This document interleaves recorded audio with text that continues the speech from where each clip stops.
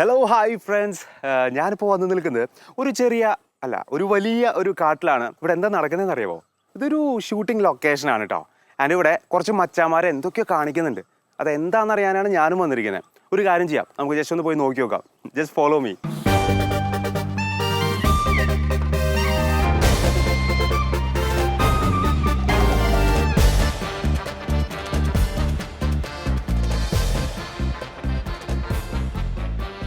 എടാ റോളിംഗ് ആണേ.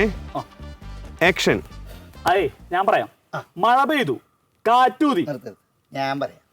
മഴ പെയ്തു, കാറ്റൂതി, വെള്ളപ്പൊക്കം ഉണ്ടായി. അതല്ലല്ലോ പറയാ. അതൊന്നല്ലടാ. മഴ പെയ്തു, പാടത്ത് വെള്ളം കയറി, ആ മഴ നിന്നു, വെള്ളം ഇറങ്ങി. സാധനം എവിടെയാ? എടാ നീ പറയണ പോലെ അത്ര പെട്ടെന്ന് കുഴിച്ചെടുക്കാൻ പറ്റൊന്നുമില്ല. എടാ കുഴിച്ചെടുക്കാൻ സ്വർണ്ണമല്ലല്ലോ. മണ്ണിരയാണെങ്കിൽ അതിനൊരു വില ഉണ്ടടാ. അയ്യോ, ഒരു മിനിറ്റ്. ആ ലാസ്റ്റ് പോർഷനില്ലേ, അതൊന്നുകൂടി ഒന്ന് ഇവന്റെ സജഷൻ കൊടുക്കാൻ വന്നേ. ഹായ്. ഹലോ. തിരക്കിലാണല്ലോ അല്ലേ? ഇല്ല, കുഴപ്പമില്ല. ഓക്കെയാണ്. എടാ ലാസ്റ്റ് ഡയലോഗ്. ആക്ഷൻ. ഇതങ്ങനെ പെട്ടെന്ന് കുഴിച്ചെടുക്കാൻ പറ്റൊന്നുമില്ല. പെട്ടെന്ന് കുഴിച്ചെടുക്കാൻ സ്വർണ്ണമല്ലല്ലോ. എടാ മണ്ണിരയാണെങ്കിൽ അതിനൊരു വില ഉണ്ടടാ. എന്റെ പൊന്നെ, മണ്ണിരയുടെ വിലനെ കുറിച്ച് നീ പറയില്ലട്ടാ. Okay, cut. എടാ ഒറ്റ മിനിറ്റ്, ജസ്റ്റ് ഒന്ന് ചെയ്തിട്ട് പെട്ടെന്ന് വരാം.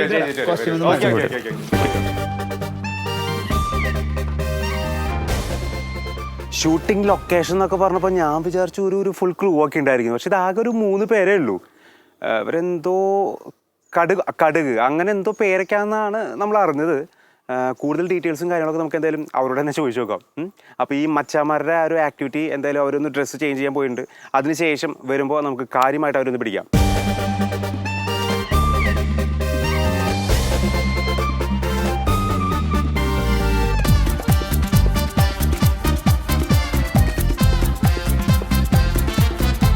സമയം അല്ല, ഇവിടുന്ന് നേരെ നെല്ലിക്കുന്നു. ഇവിടെ അത് ഇന്നലെ 10:30 വിട്ടോണ്ട് ഇന്ന് അതിന് നേരത്തെ വിടേണ്ടത്. നാളെ അല്ല, ഇവിടുന്ന് പോയാൽ നേരെ നെല്ലിക്കുന്നു സ്റ്റോപ്പ്. ഓഡിയോ കറക്റ്റ് ചെയ്തിട്ട് 30 സെക്കൻഡ് ആക്കിയിട്ട് സെറ്റാക്കി വിടാം. ഒരുമിച്ച് അടുത്ത ക്യാരക്ടറായിട്ട് വന്നിരിക്കുകയാണല്ലേ? അടുത്ത ക്യാരക്ടറല്ല, അച്ഛന്മാർ തന്നെയാ. പിന്നെ ശരിക്കും അച്ഛന്മാരാ? ശരിക്കും പൊന്നച്ചോ. ശരിക്കട്ടെ. എന്നാ പിന്നെ നമുക്ക് അവിടെ ഇരുന്ന് സംസാരിക്കാം അച്ഛന്മാരെ. ആയിക്കോട്ടെ.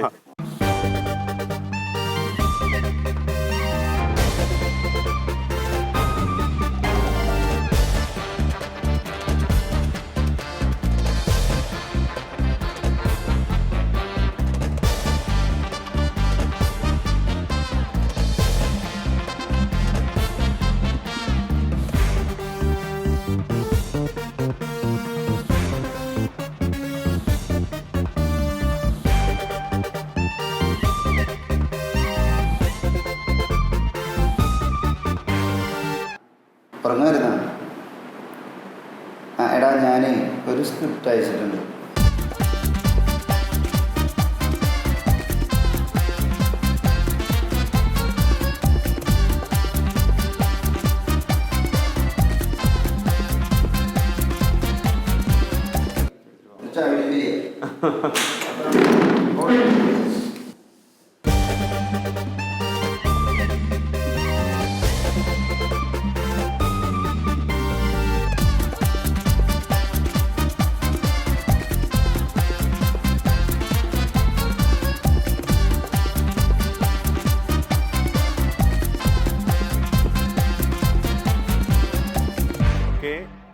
റോളിംഗ് ആണേ. ആക്ഷൻ. അല്ല, ഞാൻ ഒന്ന് ചോദിച്ചോട്ടെ, എന്താണ് ഉദ്ദേശം? അച്ഛന്മാരെങ്ങനെയാണ് ഈ ഒരു സോഷ്യൽ മീഡിയ പ്ലാറ്റ്ഫോമിലേക്ക്? സത്യം പറഞ്ഞു കഴിഞ്ഞാൽ ഈ കലയെ സ്നേഹിക്കുന്ന പരിപാടി നമ്മൾ സെമിനാരി ജീവിതം തൊട്ട് തുടങ്ങിയിട്ടുണ്ട്. ആരായിരുന്നു കല? ഓ അങ്ങനെ. കല എല്ലാമാണ്. ഞങ്ങള് നമ്മുടെ ഗ്രാജുവേഷൻ ഫിലോസഫി മേരിമാത സെമിനാരി പഠിക്കുമ്പോൾ ഞാൻ തിയോളജി പഠിക്കുന്നുണ്ട്. ഞങ്ങൾക്ക് ഒരുമിച്ച് നാടകങ്ങൾ അഭിനയിച്ചിട്ടുണ്ടായിരുന്നു. അതുപോലെ ഞാനും പ്രതീക്ഷച്ചനും ഒരുമിച്ചാണ് മംഗലപ്പുഴ സെമിനാരി പഠിച്ചിരിക്കുന്നത്. അപ്പോൾ അവിടെയാണെങ്കിലും സ്റ്റേജ് നമ്മുടെ പ്രതീക്ഷച്ചൻ ബിഹൈൻഡ് സീനാണ്. സ്റ്റേജിൻ്റെ പുറകിലുള്ള എല്ലാ വർക്കുകളും, പ്രത്യേകിച്ച് മ്യൂസിക് എഡിറ്റിംഗ് പരിപാടികളൊക്കെ അച്ഛൻ്റെ വകയാണ്.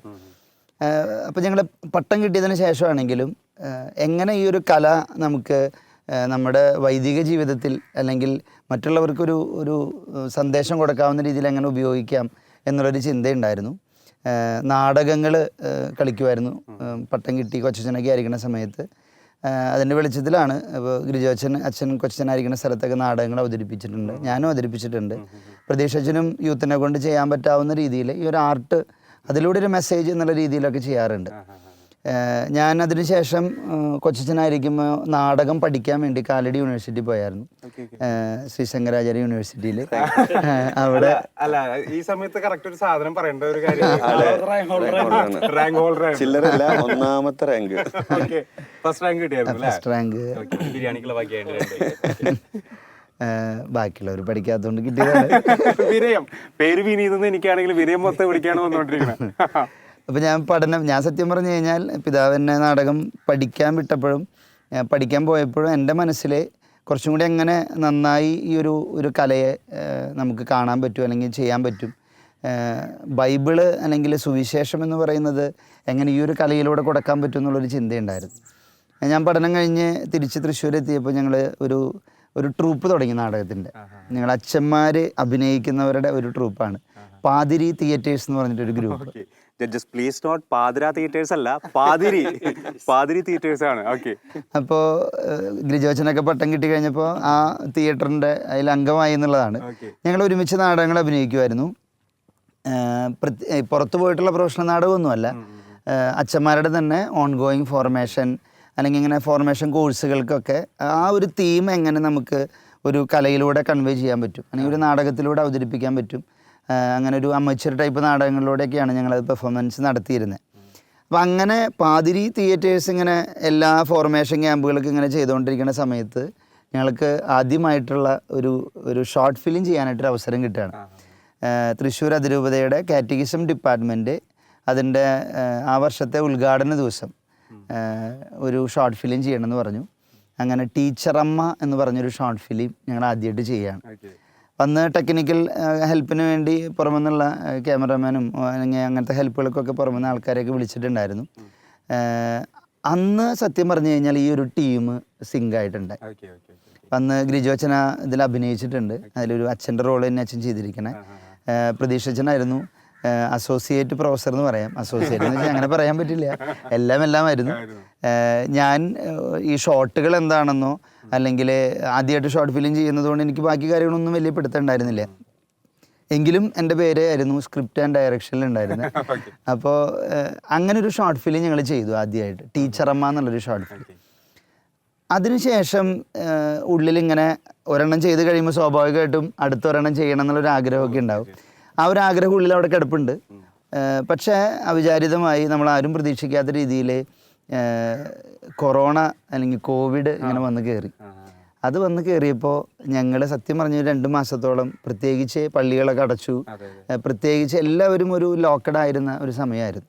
ആ സമയത്ത് എന്ത് ചെയ്യണം എന്നുള്ള ഒരു ചിന്തയുണ്ടായിരുന്നു. ഇപ്പോൾ ഗ്രിജോച്ചൻ ഒരു ദിവസം എന്നെ വിളിച്ചിട്ട് പറഞ്ഞു, അച്ഛാ ഭയങ്കരമായിട്ട് എന്നിട്ട് പറയുക ഒന്നും ചെയ്യാനില്ലാത്ത പോലെ ഭയങ്കരമായിട്ട് ഫീൽ ചെയ്യുന്നു, നമുക്ക് എന്തെങ്കിലും ഒന്ന് ചെയ്യണ്ടേന്നൊക്കെ ചോദിച്ചു. അപ്പോൾ ആ സമയത്ത് നോക്കിയപ്പോൾ കുറേ പേര് സോഷ്യൽ മീഡിയ വളരെ കാര്യമായിട്ട് ഉപയോഗിക്കുന്നുണ്ട്. അത് പ്രത്യേകിച്ച് കുറേ പേരെങ്കിലും വചനം കൊടുക്കാനായിട്ട്, വചനം പ്രഘോഷിക്കാനായിട്ട് അവർക്ക് കഴിയാവുന്ന രീതിയിൽ മെത്തേഡിൽ അവർ ഇങ്ങനെ ഇങ്ങനെ എന്താ പറയുക സ്റ്റാറ്റസുകളോ അല്ലെങ്കിൽ അങ്ങനത്തെ പിക്ചറുകൾ വചനം കോട്ട് ചെയ്തുകൊണ്ട് അങ്ങനെയൊക്കെയുള്ള കുറേ രീതിയിൽ ഇങ്ങനെ പ്രഘോഷിക്കണുണ്ടായിരുന്നു. അപ്പം ഞങ്ങൾക്ക് തോന്നിയൊരു ആശയമാണ്, ഞങ്ങൾക്ക് കുറച്ചുകൂടി ചെയ്യാൻ ആഗ്രഹം ഈ നാടകം അല്ലെങ്കിൽ ഷോർട്ട് ഫിലിം അങ്ങനത്തെ കാര്യങ്ങൾ.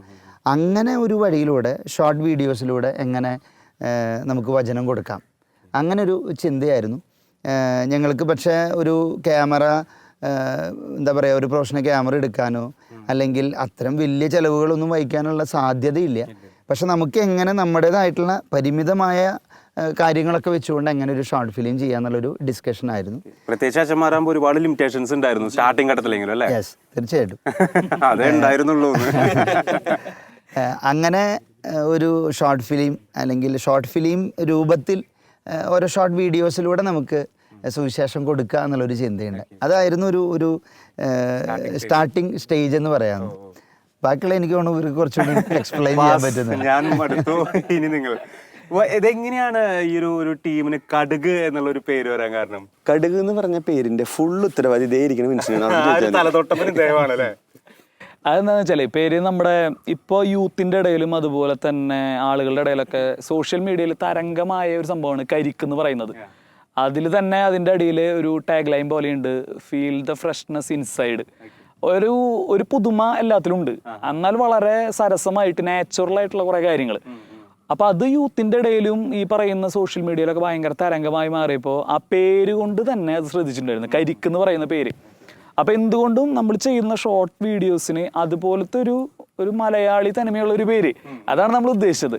എന്നാൽ നമ്മൾ പ്രഘോഷണം ഒരു സുവിശേഷമാണ്, നമ്മൾ ഈ അച്ഛന്മാരാണ്, എല്ലാം നമ്മൾ പരിഗണിക്കണമല്ലോ. അപ്പോൾ എല്ലാ കാര്യങ്ങളും പരിഗണിച്ചുകൊണ്ട് സുവിശേഷത്തിലുള്ള എന്തെങ്കിലും ഒരു പേര് കൊടുത്തു കഴിഞ്ഞാൽ വളരെ ആപ്റ്റാവുമെന്ന് തോന്നി. അങ്ങനെ ഞാനും ഫിജോച്ചനും കൂടിയിട്ടുള്ളൊരു യാത്രയിലാണ് ഇങ്ങനെ പേരിലേക്ക് ഇങ്ങനെ കടക്കുന്നതും അവസാനം കടുക് മണി എന്നുള്ളൊരു പേരാണ് നമ്മൾ ആദ്യം ഉദ്ദേശിച്ചത്, കടുക് മണി. അപ്പോഴും എൻ്റെ ഉള്ളിൽ കടുക് മണിയേക്കാളും കടുക് എന്ന് വന്നു കഴിഞ്ഞാൽ ഒന്നും കൂടി ഒരു ഇത്. പക്ഷേ അതന്നെ, കടുക് മണി വേണോ കടുക് വേണോ അല്ല, ആദ്യത്തെ വീഡിയോ ഇറങ്ങുന്ന അവസാന നിമിഷം വരെ നമുക്ക് കടുക് മണി വേണോ കടുക് വേണോ. അപ്പോൾ അങ്ങനെ ഒരു 3 പേരും കൂടി എടുക്കേണ്ട ഒരു തീരുമാനമായ കാരണം. പക്ഷെ അവസാനം എന്തോ എല്ലാവരും കൂടി ഒരുമിച്ച് കടുക് എന്ന് ഇടാം, മണികളൊക്കെ മാറ്റി വെച്ച് കടുക് എന്ന് അങ്ങനെ രസമായിട്ട് അങ്ങോട്ട് നമ്മൾ ഇട്ടു ആദ്യത്തെ വീഡിയോയ്ക്ക്.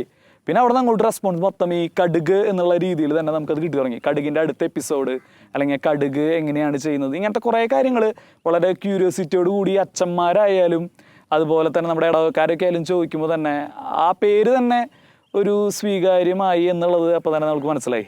അങ്ങനെയാണ് ഒരുപാട് ലിമിറ്റേഷൻസ് കടുകച്ചന്മാരാണ്. അതന്നെ ഇപ്പൊ നമ്മളിപ്പോ അങ്ങനെ ഒരു കടുകച്ചനായി. അതന്നെ അതാണ് കടുകിന്റെ ഒരു സാധാരണഗതിയിൽ നമ്മൾ ഈ ഒരു കാറ്റിസിന്റെ അല്ലെങ്കിൽ പള്ളിയിലുള്ള ക്യാമ്പുകളൊക്കെ വരുന്ന സമയത്ത് 4 ഗ്രൂപ്പ് ഉണ്ടെങ്കിൽ 4 ഗ്രൂപ്പിന് പേരിടുന്ന ടീം ഗലീലി, ടീം നസ്രത്ത് എന്നൊക്കെ ആയിരിക്കും. അതിൽ നിന്നൊക്കെ വേറിട്ട് ഭയങ്കര കാച്ചി ആയിട്ടുള്ള ഒരു പേരാണ് കടുക് എന്ന് പറയുന്നത്. 2 മീനിങ് ശരിക്കും അതിനുണ്ട്. ഒന്ന് ബൈബിളിലെ കടുക് എന്ന് പറയുന്നത് ദൈവരാജ്യത്തിന്റെ ഒരു സിമ്പലാണ് എന്ന് പറഞ്ഞാൽ വളരെ ചെറുതാണ്, പക്ഷെ അത് മരമാകുമ്പോൾ ഒത്തിരി സ്പ്രെഡ് ചെയ്ത് ഒരുപാട് പേരിലേക്ക് എത്തുന്നുള്ളത്. പിന്നെ നേരത്തെ പറഞ്ഞ പോലെ കടുക് എന്ന് പറഞ്ഞൊരു ഷോർട്ട് നെയിം, ഒരു മലയാളം നെയിം, വളരെ കോമൺ ആയിട്ട് എല്ലായിടത്തും ഉള്ള ഒരു സിമ്പിൾ, എല്ലാവരുടെ ഉള്ളിലേക്ക് കയറും. ഈ പറഞ്ഞ കരിക്കിനോട് ഒരു സാമ്യം എന്നൊക്കെ പറഞ്ഞ പോലുള്ള വീഡിയോസ് ഈ പറഞ്ഞ പോലെ തന്നെ ഷോർട്ട് വീഡിയോസ് ആണെന്ന് ആവണം. കടിന്റെ അത്രേ ഉള്ളൂ, നമ്മൾ പറഞ്ഞു ഒരു മിനിറ്റിനുള്ളിൽ നമുക്ക് എല്ലാം കഴിക്കണം, പിന്നെ അത് 2 മിനിറ്റ് ആയി, പിന്നെ 3 ആയി. അപ്പൊ നമ്മൾ പറയും കടുക് പിന്നെ വലുതായി മരമായി മാറുന്നത്. അങ്ങനെയൊക്കെ അതന്നെ അത് ഓരോ കഥയ്ക്ക് അനുസരിച്ചിട്ടുള്ള ചെറുത് വരാറുണ്ട്. അങ്ങനെ എന്തായാലും കടുക് വിത്ത് പാവി അത് തഴച്ചു വളർന്ന് പടർന്ന് പന്തലിച്ച് അതിൻ്റെ ഒരു തണലിൽ തന്നെയാണ് നിൽക്കുന്നത്. എന്തായാലും ഈ ഒരു നിങ്ങളുടെ ആ ഒരു സീരീസ് കാണുന്ന സമയത്ത് നമുക്ക് തോന്നാറുണ്ട് ഇതെങ്ങനെ 3 പേര് ഈ ഒരു 3 man ആർമി കൊണ്ട് ഇതെങ്ങനെ സാധിക്കുന്നു ഇങ്ങനൊരു വെബ് സീരീസ് എന്ന്. എല്ലാ ഘട്ടങ്ങളിലും നിങ്ങൾ തന്നെയാണ് എത്തുന്നത് അല്ലേ? തീർച്ചയായിട്ടും. കാരണം ഇതില് നമ്മൾ തുടക്കത്തില് ഞങ്ങളുടെ ഉള്ളിൽ ഒരു ഇതുണ്ടായിരുന്നു, നമുക്കിപ്പോൾ അധികം ആളുകൾ വന്നു കഴിഞ്ഞാൽ അത് ക്രൂ വലുതായി, പിന്നെ അതിൻ്റെതായ കുറേ ബുദ്ധിമുട്ടുകൾ, പ്രത്യേകിച്ച് ഈ കോവിഡ് സമയമാണ്. അപ്പൊ നമുക്ക് വലിയ കാര്യമായിട്ട് നമുക്ക് വലിയ യൂണിറ്റ് ഒക്കെ ആയിട്ട് പോയിട്ട് ഷൂട്ട് ചെയ്യാനായിട്ട് നമുക്ക് പറ്റില്ല. ടീച്ചറമ്മ തന്നെ കുറെ ഒരു വലിയൊരു യൂണിറ്റ് ആയിരുന്നു. നമ്മൾ കടുക് എന്ന് പറയുമ്പോൾ അതിലുള്ള അംഗങ്ങളും അതിലുള്ള എല്ലാം ഈ കടുകിനോളം ചെറുത് എന്നുള്ള രീതിയിലാണ് നമ്മൾ തുടങ്ങിയത്. അപ്പൊ എന്തുകൊണ്ട് ആൾക്കാർ അത് മാത്രമാണ് ഇതിലുള്ള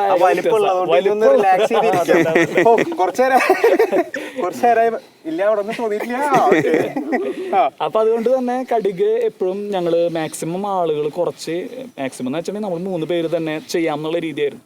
അപ്പൊ തുടക്കത്തിൽ ഈ പറഞ്ഞ പോലെ വലിയ ടെക്നിക്കൽ സൈഡ് ആയാലും ഇപ്പോ വലിയ ക്യാമറയോ അല്ലെങ്കിൽ ലൈറ്റോ അങ്ങനത്തെ യൂണിറ്റുകളൊന്നും ഉണ്ടായിരുന്നില്ല.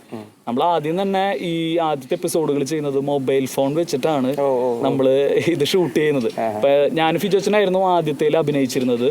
പ്രതീക്ഷച്ചൻ ആദ്യത്തെ എപ്പിസോഡില് ടെക്നിക്കൽ സൈഡായിരുന്നു, എഡിറ്റിംഗ് പരിപാടികളായിരുന്നു.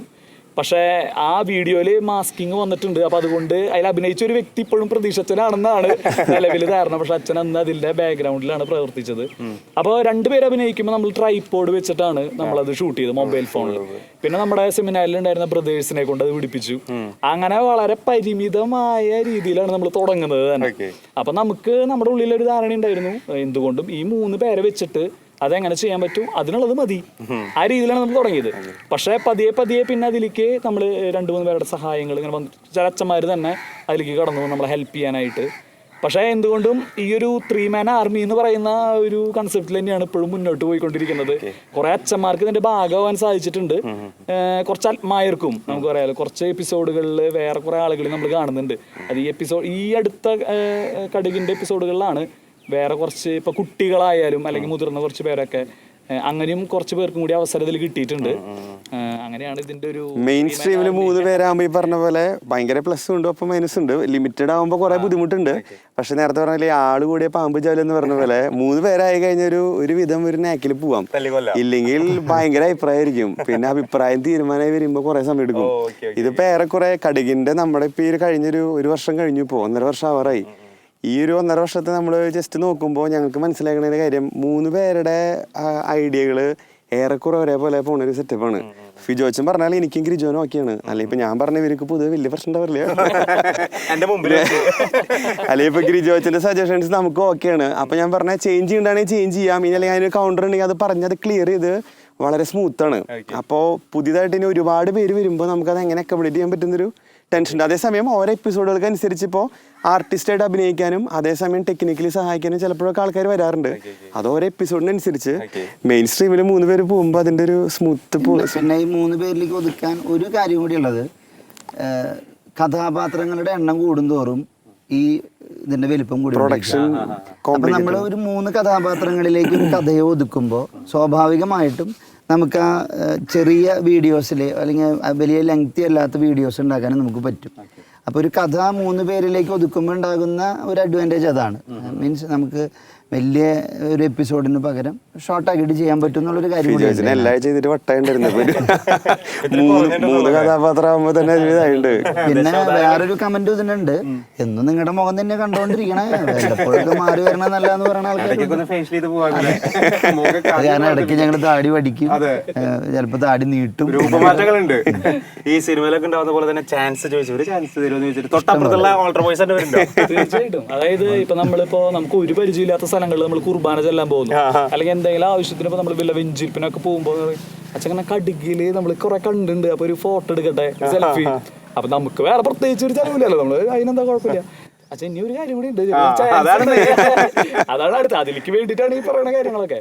അത് ഒത്തിരി പേര് ചോദിച്ചിട്ടുണ്ട്. അപ്പൊ നമ്മുടെ അച്ഛന്മാരായാലും തുടക്കത്തില് ഇത് വിജയിക്കുമോ അല്ലെങ്കിൽ അച്ഛന്മാർ ചെയ്യുമ്പോൾ എങ്ങനെ ശരിയാവും, അങ്ങനെ വളരെ കൺഫ്യൂഷൻസ് ഉണ്ടായിരുന്നു. പക്ഷെ വളരെ സ്മൂത്ത് ആയിട്ട് റണ്ണിങ് നടക്കുന്ന സമയത്ത് തന്നെ പല അച്ഛന്മാരുടെയും ആഗ്രഹം ഒന്ന് മുഖം കാണിക്കാൻ. പക്ഷെ നമ്മളത് ചെയ്തിട്ടുണ്ട്. എനിക്ക് തോന്നുന്നു വളരെ സീനിയർ ആയിട്ടുള്ള അച്ഛന്മാര് നമ്മുടെ കയ്യിൽ അഭിനയിച്ചിട്ടുണ്ട്. അപ്പോ അവരൊക്കെ പണ്ടത്തെ പുലികളായിരുന്നു. സെമിനാരി കാലഘട്ടത്തില് നാടകത്തിലും മറ്റു കാര്യങ്ങളൊക്കെ വളരെ ആഘോഷമായിട്ട് നടന്നവരാണ്. പക്ഷെ ഇപ്പൊ പ്രായമായി വിശ്രമ ജീവിതത്തിലേക്ക് പ്രവേശിക്കാനായിട്ട് ഒരുങ്ങി നിൽക്കുന്ന സമയത്ത് നമ്മളിങ്ങനെ പറയണ ഒരു ആവശ്യം, അച്ഛനെ കടുകില് വളരെ സന്തോഷമായിട്ടായിരുന്നു വളരെ കാഷ്വലായിട്ട് അഭിനയിച്ച് തകർത്ത് പോയ അച്ഛന്മാരുണ്ട്, സീനിയർ അച്ഛന്മാര്. അപ്പൊ അച്ഛന്മാരുടെ ഭാഗത്തുനിന്നായാലും അങ്ങനെ നമുക്ക് നമ്മളോട് ചോദിക്കുമ്പോൾ നമുക്ക് ഒരു സന്തോഷം, നമ്മുടെ ഇതിന്റെ ഒരു ഭാഗമാവാൻ അവര് തയ്യാറാണല്ലോ എന്നുള്ളൊരു.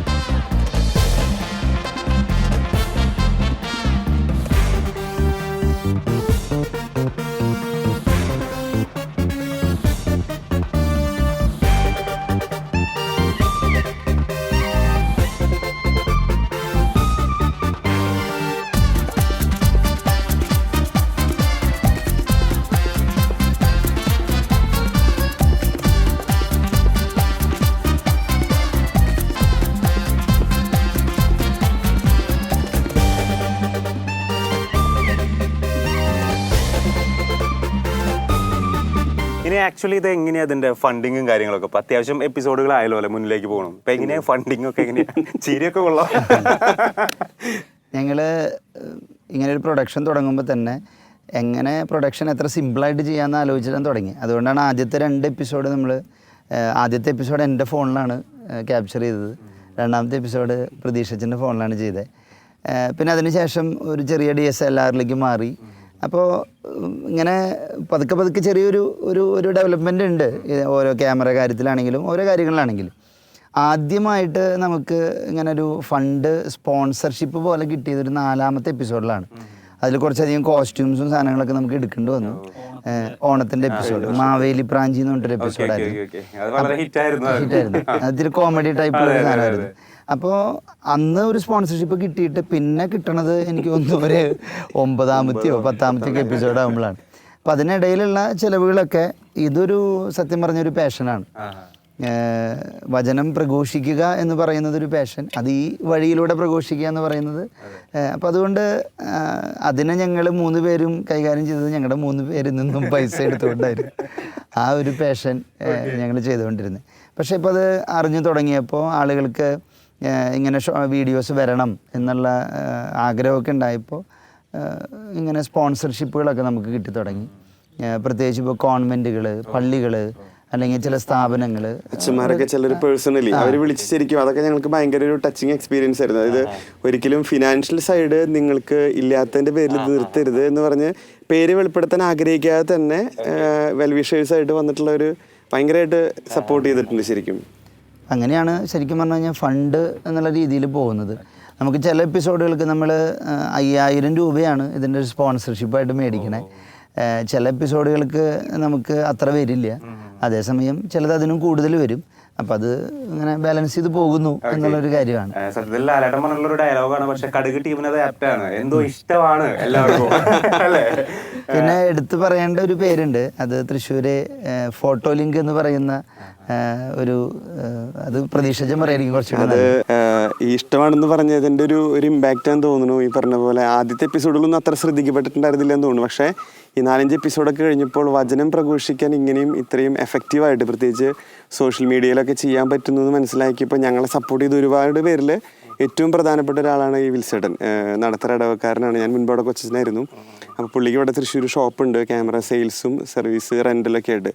അപ്പോൾ പുള്ളിയാണ് ഞങ്ങളുടെ പ്രൊഡക്ഷൻ ഇപ്പോൾ ഏറ്റവും കൂടുതൽ സപ്പോർട്ട് ചെയ്തുകൊണ്ടിരിക്കുന്നത്. അതിപ്പോൾ ക്യാമറ എക്യുപ്മെൻറ്റ്സ് ആണെങ്കിലും ലൈറ്റ്, അതുപോലെ തന്നെ മറ്റ് ട്രൈപോഡ്, ഗിംബൽ, അതുപോലെ പ്രൊഡക്ഷൻ ആവശ്യമുള്ള എല്ലാ കാര്യങ്ങൾക്കും വലിയൊരു സപ്പോർട്ട് വിൽസേട്ടനാണ്. അതിൻ്റെ പുറകിലും ഒറ്റ കാര്യമുള്ളൂ, കടുക് ഒരിക്കലും നിന്ന് പോകരുത്. അത് ഏറ്റവും മനോഹരമായിട്ട് ഏറ്റവും ടോപ്പ് ലെവലിൽ ഏറ്റവും ക്വാളിറ്റിയിൽ ആ ഒരു പ്രൊഡക്ഷൻ വരണം എന്നുള്ളൊരു ആഗ്രഹം ഞങ്ങളെക്കാൾ കൂടുതൽ ചിലപ്പോൾ ആൾക്ക് ഉണ്ടാവാറുണ്ടെന്ന് പുള്ളി ഇങ്ങോട്ട് വിളിച്ച് ഓർമ്മിപ്പിക്കും. എല്ലാ ആഴ്ചയിലും കടുകുണ്ടായിരുന്നു കഴിഞ്ഞ വർഷം.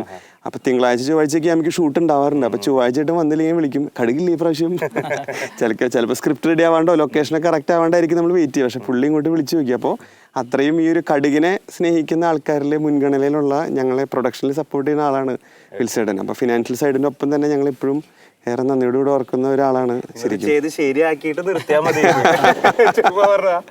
അതോടൊപ്പം തന്നെ നമുക്ക് അറിയാം അച്ഛന്മാരാണ്. അപ്പോൾ ഇത്തരത്തിൽ ഷൂട്ടിനൊക്കെ വേണ്ടി ഒരു ദിവസമൊക്കെ മാറി നിൽക്കുന്ന സമയത്ത് പെട്ടെന്ന് ഒരു മരണമൊക്കെ വന്നിട്ട് ഷൂട്ട് മുടക്കേണ്ടി വന്നിട്ടുണ്ടോ ഇടവകയില്? ഷൂട്ട് മുടക്കേണ്ടി വന്നിട്ടില്ല, മരണം നടത്തി കൊടുത്തില്ല. നമുക്കിതുവരെ അങ്ങനെ ഒരു എന്നിട്ട് പറയാ പള്ളിയിലത്തെ ആവശ്യങ്ങൾ വേണ്ടാന്ന് വെച്ചുകൊണ്ട് നമുക്ക് ഒന്നും ചെയ്യേണ്ടി വന്നിട്ടില്ല. എന്തെങ്കിലുമൊക്കെ ബദൽ സംവിധാനങ്ങൾ കാണാറുണ്ട്. ഇപ്പം ഞാനൊരു പള്ളിയിൽ വികാരിച്ചനാണ്, പക്ഷേ ശനി ഞായർ മാത്രമാണ് അവിടെ കാര്യങ്ങളുള്ളൂ. ഇവർ 2 പേരും പ്രതീക്ഷച്ചനും ഗിരിജോച്ചനും കൊച്ചന്മാരാണ് ഓരോ പള്ളികളിൽ. പക്ഷേ അവിടുത്തെ പ്രോഗ്രാമുകൾ മനസ്സിലാക്കിക്കൊണ്ട് നമ്മൾ ഷൂട്ട് ഷെഡ്യൂൾ ചെയ്യുന്നതാണെങ്കിലും അല്ലെങ്കിൽ അതുമായി ബന്ധപ്പെട്ടിട്ടുള്ള പോസ്റ്റ് പ്രൊഡക്ഷൻ കാര്യങ്ങളൊക്കെ ആണെങ്കിലും അവിടുത്തെ ടൈമും കൂടിയൊക്കെ ഒന്ന് നോക്കിയിട്ട് തന്നെയാണ് ചെയ്യാറുള്ളൂ. ഇനി അത്രയും അർജൻറ്റായിട്ട് വരുന്ന എന്തെങ്കിലും സംഭവങ്ങളുണ്ടെങ്കിൽ വേറൊരു അച്ഛനെ അറേഞ്ച് ചെയ്ത് കൊടുക്കുകയോ ഒക്കെ ആയിട്ടാണ്. നമ്മുടെ പ്രയോറിറ്റി ഇപ്പോഴും പള്ളി തന്നെയാണ്. അതേസമയം അതിൻ്റെ പേരിൽ അതിനൊരിക്കലും വീഴ്ച വന്നിട്ടില്ല, ഇതിന് ഇതുവരെ തടസ്സം വന്നിട്ടില്ല എന്നുള്ളതാണ് ഇതുവരെയുള്ള ഒരു അനുഭവം. ഇനിയും അങ്ങനെ സ്മൂത്ത് ആയിട്ട് തന്നെ ആ ഒരു ട്രാക്ക് ഇങ്ങനെ മുന്നോട്ട് പോട്ടെ. അതോടൊപ്പം തന്നെ നമ്മൾ പോസിറ്റീവായിട്ടുള്ള കുറേ ആളുകളുടെ കാര്യങ്ങൾ പറഞ്ഞു. ഇനി നെഗറ്റീവ് സൈഡിലേക്ക്, അതാണ് മെയിനല്ലോ.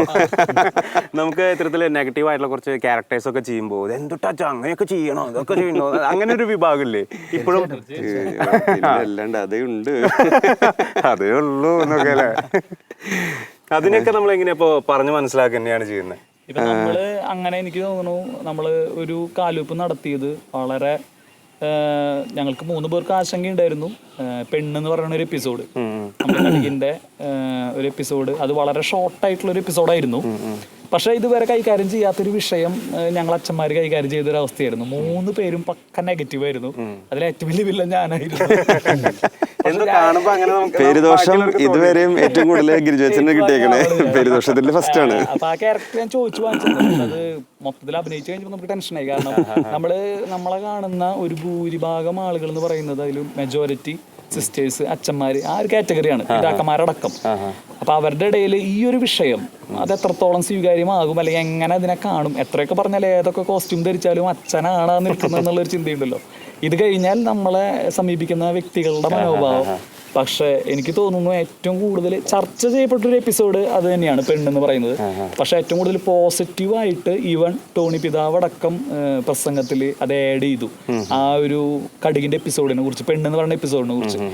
അങ്ങനെ വളരെ പോസിറ്റീവായിട്ട് ഈ പറയുന്ന ഒരു നെഗറ്റീവ് എപ്പിസോഡെന്ന് കരുതാവുന്ന ഈ പെണ്ണെന്ന് പറയുന്ന എപ്പിസോഡ് മാറിയിട്ടുണ്ട്. പക്ഷെ ഈ പറഞ്ഞ പോലെ കുറെ പേര് നെഗറ്റീവായിട്ട് പറഞ്ഞിട്ടുണ്ട്. അച്ഛൻ ഒരിക്കലും അത് ചെയ്യേണ്ട കാര്യമില്ലായിരുന്നു, അല്ലെങ്കിൽ നിങ്ങൾ വേറെ ആളുകളെ വെച്ച് അത് ചെയ്യാമായിരുന്നു. സാധ്യതകളുണ്ട് പക്ഷെ കുഴപ്പമില്ല, പക്ഷെ എന്നാലും അത് ശരിയായില്ല എന്ന് വെട്ടി തുറന്ന് പറഞ്ഞവരുണ്ട് മൊത്തം. അപ്പൊ ആ ഒരു ഇതിലൂടെ നമ്മൾ കടന്നു പോയിട്ടുണ്ട്. ഫുൾ പോസിറ്റീവ് നമ്മളങ്ങനെ സുഖിപ്പിച്ച് പോകുന്ന ഒരു കമ്മ്യൂണിറ്റി അല്ല. നമ്മുടെ പ്രേക്ഷകരില് വളരെ ക്രിട്ടിക്കായിട്ട് നമ്മളെ കാണുന്നവരുണ്ട്. അത് കൃത്യമായിട്ട് അവർ പറയുകയും ചെയ്യും.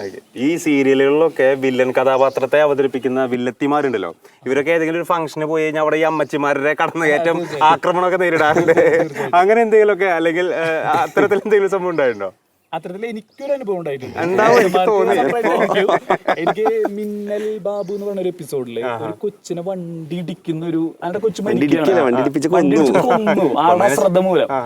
അത് കഴിഞ്ഞിട്ട് എനിക്ക് അന്ന് തന്നെ എനിക്ക് മെസ്സേജുകൾ വന്നിരുന്നു. പക്ഷെ നേരിട്ട് ഒരു ചേച്ചി എൻ്റെ അടുത്ത്, അന്ന് ഞാൻ നെല്ലിക്കുന്ന ഇടവകയിലായിരുന്നു, അപ്പൊ ഒരു ചേച്ചി വന്ന് പറഞ്ഞൊരു കാര്യമാണ്, അച്ഛൻ ഒരു കാരണവശാലും അങ്ങനെ ചെയ്യാൻ പാടില്ലായിരുന്നു. അത് അച്ഛനൊരച്ഛനാണ്, ആ ക്യാരക്ടർ വേറെ കൊച്ചിന് അശ്രദ്ധ മൂലം വണ്ടി ഇടിച്ചു, ഇത് ഇനി ഭാവിയിൽ ഉണ്ടാവാതിരിക്കും, അച്ഛൻ ശ്രദ്ധിക്കണം. അപ്പൊ നമുക്കൊരു താക്കീതായി ആ കഥാപാത്രത്തിലൂടെ അത് അവര് ഉൾക്കൊണ്ടു എന്നുള്ളതാണ്. അപ്പൊ അങ്ങനെ നമുക്ക് കിട്ടിയിട്ടുണ്ട്.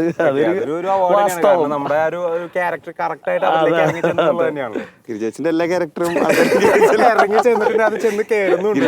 പലരും വിളിക്കുന്നത് മെസ്സഞ്ചർ സുനി. തീർച്ചയായിട്ടും അങ്ങനത്തെ ക്യാരക്ടറുകൾ കൊണ്ട് അറിയപ്പെടുന്നുണ്ട്. പിന്നെ ഒരു നെഗറ്റീവ് ക്യാരക്ടർ കഥ എഴുതുമ്പോഴേ, ഇപ്പൊ ഒരു തവണ ഞാൻ എടുത്തു കഴിഞ്ഞാൽ അടുത്ത് ഗിരിജോന് കൊടുക്കുക, അത് കഴിഞ്ഞ പ്രതീക്ഷന് കൊടുക്കുക, അങ്ങനെ അത് സ്ക്രിപ്റ്റിൽ തന്നെ ചെയ്യാറുണ്ട് പരമാവധി. എങ്ങനെയാണ് ഒരു പുതിയ ഇടവകയിലേക്ക് കയറി ചെല്ലുമ്പോൾ നമ്മളെ നോക്കുന്ന അങ്ങനെയായിരിക്കുമല്ലോ അല്ലേ? നമ്മളിപ്പോ ചിലപ്പോ മെസ്സഞ്ചർ സുനി അപ്പുറത്ത് നല്ല കഥാപാത്രം ഉണ്ട്. അച്ഛൻ്റെ ഇടവകയിലെ കുമ്പസാരിക്കാൻ വേണ്ടിട്ട് ആദ്യ കുമ്പസാരത്തിന് വേണ്ടി വന്ന കുട്ടികള് അപ്പൊ ഇന്ന് മെസ്സഞ്ചർ സുനിയാണോ കുമ്പസാരിക്കാൻ ചോദിച്ചിട്ടുണ്ട്. അല്ല, അത്രയാ ക്യാരക്ടർ കുട്ടികള്. എനിക്ക് ഇത് കാണുമ്പോൾ തോന്നിയിട്ടുള്ള എന്താ വെച്ചാൽ, നിങ്ങൾ 3 പേരും ഒരു സിങ്ക് ആയിട്ടുണ്ട്, നിങ്ങൾ കറക്റ്റ് ആയിട്ടുള്ള ഒരു ട്രാക്കിലാണ് പോകുന്നത്. സോ ഇതിനി ഈ ഒരു സഖ്യം പൊളിയാതിരിക്കട്ടെ എന്നുള്ളതാണ് നമ്മുടെ ഒരു പ്രാർത്ഥന. കാരണം അച്ഛന്മാരാണ്, ഒരു 3 വർഷം 2 വർഷമൊക്കെ കഴിയുമ്പോൾ വേറെ സ്ഥലങ്ങളിലേക്ക് മാറ്റങ്ങളും കാര്യങ്ങളൊക്കെ ഉണ്ടാവാം. അതൊന്നും മാറ്റം അനിവാര്യമാണ്, പക്ഷെ അധികം അകലേക്കൊന്നും പോവാതെ ഇനിയും കരിക്ക് തുടർന്ന് തന്നെ, സോറി അതെ ആ ഒരു കടുക് ഇനിയും മുന്നോട്ട് തന്നെ പോകട്ടെ എന്നുള്ള തന്നെയാണ് ബാക്കി എല്ലാവരെയും പോലെ തന്നെ എൻ്റെയും ഒരു പ്രാർത്ഥനയും അതുപോലെ തന്നെ ഒരു ആശംസയും. അതോടൊപ്പം തന്നെ അധികാരികളുടെയൊക്കെ ഒരു സപ്പോർട്ട്, പിതാക്കന്മാരുടെയൊക്കെ ഒരു സപ്പോർട്ട് എങ്ങനെയാണ്? ഞങ്ങൾ ആദ്യം വലിയൊരു കൺഫ്യൂഷൻ ഉണ്ടായിരുന്നു. കാരണം ഞങ്ങൾ ഇപ്പോൾ പാതിരി തിയേറ്റേഴ്സിൻ്റെ കാര്യമൊക്കെ പറഞ്ഞല്ലോ, അത് അച്ഛന്മാരുടെ മുമ്പിൽ അല്ലെങ്കിൽ ഫോർമേഷൻ കിട്ടാവുന്ന പ്രദേശത്തിൻ്റെ മുമ്പിലൊക്കെയാണ് ഞങ്ങൾ അഭിനയിച്ചിട്ടുള്ളത്. അപ്പോൾ ഇങ്ങനൊരു ഷോർട്ട് ഫിലിം രൂപത്തിൽ കുറേ ആളുകളിലേക്ക് എത്തുന്ന ഒരു വീഡിയോയിലൊക്കെ ഞങ്ങൾ അഭിനയിച്ച് കഴിഞ്ഞാൽ അധികാരികൾ എങ്ങനെയാണ് എന്താ പറയുക എന്നുള്ളൊരു കൺഫ്യൂഷനൊക്കെ ഉണ്ട്. പക്ഷേ അടുത്ത് ഇറങ്ങണില്ലേ എന്ന് ചോദിച്ചുകൊണ്ടിരിക്കുന്ന പിതാക്കന്മാരെയാണ് ഞങ്ങൾ ഇതുവരെ കണ്ടിട്ടുള്ളൂ. എന്ന് വെച്ച് കഴിഞ്ഞാൽ അത്രയും പ്രോത്സാഹനം അതിന് തന്നിട്ടുണ്ട്. അവരുടെ പ്രസംഗങ്ങളിലെ കടുകിനെ കുറിച്ച്, കടുകിൻ്റെ കഥകൾ പലപ്പോഴും കോട്ട് ചെയ്തിട്ടുണ്ട്. അപ്പോൾ ഭയങ്കര ഒരു സപ്പോർട്ട് ശരിക്കും പറഞ്ഞു കഴിഞ്ഞാൽ പിതാക്കന്മാരുടെ ഭാഗത്തുനിന്ന് കിട്ടിയിട്ടുണ്ട്. അത് എന്താ പറയുക, അത്രയും പ്രോത്സാഹനം ഉള്ളതുകൊണ്ട് തന്നെയാണ് കടുക് ഇത്രയും വളർന്നിട്ടുള്ളത് എന്നുള്ളത്. ഇനി അടുത്തൊരു ക്വസ്റ്റ്യൻ ചോദിക്കുന്നതിന് മുമ്പ് ഞാൻ ആദ്യം ഒരു കയ്യകലൊക്കെ ഒന്ന് എടുക്കട്ടെ. ഞാൻ ആദ്യം ചോദിച്ച ചോദ്യം തന്നെയാണ്, എന്താണ് ആക്ച്വലി ഇത് ഉദ്ദേശിക്കുന്നത്? ഇത്രയേ ഉള്ളൂ, കർത്താവിൻ്റെ വചനം കൊടുക്കണം. അതെങ്ങനെ കൊടുക്കും എന്നുള്ളൊരു ചിന്ത. കർത്താവ് ഇങ്ങനെ വചനം കൊടുത്തതെന്ന് വെച്ച് കഴിഞ്ഞാൽ ഉപമകളിലൂടെ സംസാരിച്ചു എന്ന് പറഞ്ഞിട്ടുണ്ട്. അപ്പോൾ ചെറിയ കഥകൾ അന്നത്തെ ആളുകൾക്ക്, അന്നത്തെ കാലഘട്ടത്തിലെ ആളുകൾക്ക് മനസ്സിലാകാവുന്ന രീതിയിൽ കർത്താവ് ആ വചനത്തെ വ്യാഖ്യാനിച്ചതാണ് ഉപമകൾ എന്ന് പറയുന്നത്. ഇതും ചെറിയ കഥകളാണ്. കടുകെന്ന് പറയുന്നത് നമ്മുടെ ദൈനംദിന ജീവിതത്തിൽ കണ്ടുകൊണ്ടിരിക്കുന്ന ചില സംഭവങ്ങൾ, അതിനൊന്ന് വിഷ്വലൈസ് ചെയ്യുന്നു എന്നുള്ളതാണ്. ആ കഥകളിലൂടെ, ആ അനുഭവങ്ങളിലൂടെ കർത്താവിൻ്റെ വചനം അനേകായിരങ്ങളിലേക്ക് എത്തുക, അതാണ് കടുക് എന്ന് പറയുന്ന വെബ് സീരീസ് കൊണ്ട് ഞങ്ങൾ ഉദ്ദേശിക്കുന്നത്. Okay, super. എന്തായാലും കടുകിന്റെ ഒരു വിത്ത് പാവി കഴിഞ്ഞു, അത് മുളച്ചു, അത് വലിയൊരു തണൽ ഏകിക്കൊണ്ട് തന്നെ നിൽക്കുകയാണ്. ഇനി ആ ഒരു തണലിലിരുന്ന് 3 പേര് ഇനിയും ഒരുപാട് ദൂരം പോട്ടെ എന്ന് തന്നെ ആശംസിക്കുകയാണ്, ശപിക്കുകയാണ്. എൻ്റെ ശാപം വലിക്കട്ടെ അങ്ങോട്ട്. അപ്പോൾ എന്തായാലും ഇനിയിപ്പോൾ നമ്മൾ ഇപ്പോൾ ക്രിസ്മസ് ആണ്, ക്രിസ്മസ് മൂഡിലേക്ക് വരികയാണ്. നിങ്ങൾക്ക് എല്ലാ രീതിയിലും തിരക്കുണ്ടെന്ന് അറിയാം. അപ്പോൾ ഇതിനകത്ത് നല്ല സിംഗേഴ്സ് അങ്ങനെ ആരെങ്കിലും ഒക്കെ ഉണ്ടോ? അവനെ ക്രൂശിക്കുക എന്നുള്ള രീതിയിൽ ഒരാളെ. ഓക്കെ, എന്നാൽ പിന്നെ നമുക്കൊരു 4 വരി പാട്ടോട് കൂടി അവസാനിപ്പിച്ചാലോ? ഇത് വളരെ പുതുമയായിട്ടുള്ള ഒരു ക്ലീശ പരിപാടിയാണ് ഈ പാട്ട് പാടി അവസാനിപ്പിക്കുന്നത്. നമുക്ക് ക്രിസ്മസിന്റെ പാട്ട് തന്നെ പാടാന്ന് വിചാരിക്കണം. നമുക്ക് എല്ലാവരും കൂടി പാടാവുന്ന യഹൂദിയല്ല തന്നെ പാടാം. ഓക്കെ ഓക്കെ, നമുക്ക് യഹൂദിയായിലെ ഒരു ഗ്രാമത്തിൽ ഒരു ധനുമാസത്തിൽ കുളിരും ലാവിൽ രാപ്പാർത്തിരുന്നോ രജപാലക ദേവഗാനം കേട്ടു. അതെ അതെ, ആമോദത്തോടു കൂടി തന്നെയാണ്, അതിൻ്റെ ഒരു മൂഡിലാണ്. എന്തായാലും സമയം പോയത് അറിഞ്ഞില്ല. ഇപ്പോൾ ഇന്നത്തെ ഒരു ദിവസം ഷൂട്ട് തുടങ്ങിയിട്ട് കുറച്ച് നേരമായി. പക്ഷേ ഇവരോട് സംസാരിക്കുമ്പോൾ അത്രയും വളരെ പോസിറ്റീവായിട്ടുള്ള രീതിയിൽ തന്നെയായിരുന്നു. എന്തായാലും ഇവർ ഇതേ ഒരു മൂഡിൽ, ഇതേ ഒരു പോസിറ്റീവ് എനർജിയിൽ ഇനിയും ഒരുപാട് കാലം നമ്മളെ ചിന്തിപ്പിച്ചും അതുപോലെ തന്നെ നമ്മൾ ഒരുപാട് കാര്യങ്ങൾ ചിരിപ്പിച്ചും മുന്നേറട്ടെ എന്ന് നമുക്ക് ആശംസിക്കാം. Thank you so much. Okay, thank you Vineeth.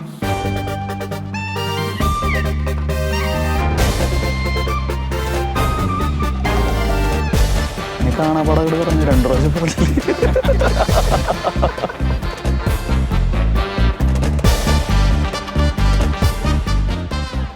എല്ലാ അച്ഛന്മാരും ഞാനാണോ? ആ ഓക്കെ, അപ്പൊ നമുക്ക് ഇങ്ങോട്ട് നോക്കിയൂടെ? അല്ല അതല്ല, ഞാൻ ഇങ്ങോട്ട് നോക്കിയിട്ട് അങ്ങോട്ടാണോ നിങ്ങളാണോ ഫ്രെയിം ഔട്ടാ? മതി